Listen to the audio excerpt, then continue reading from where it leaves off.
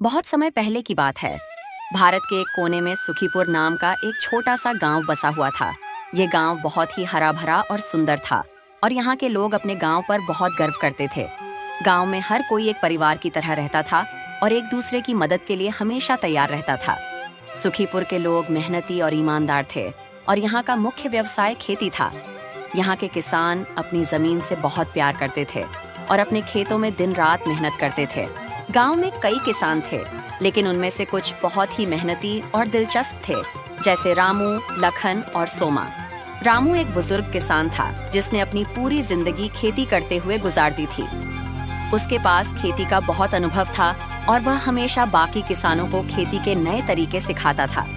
लखन एक नौजवान किसान था जो खेती में नई तकनीकों का उपयोग करने में विश्वास करता था।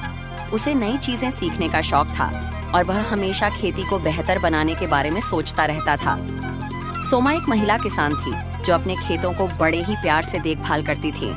उसका खेत हमेशा सबसे हरा भरा होता था और उसकी मेहनत की वजह से लोग उसे आदर से देखते थे। हर साल गांव में फसल कटाई का समय एक बड़े उत्सव के रूप में मनाया जाता था।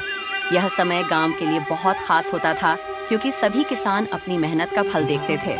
लोग अपने खेतों से अनाज काटते और फिर मिलकर गांव के बीच में इकट्ठा होते थे।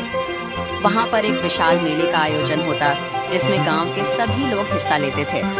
इस मेले में खाने पीने की चीजें, कपड़े और हाथ से बने सामान बिकते थे। बच्चे झूले झूलते और बड़े लोग लोकगीत गाते और नाचते थे।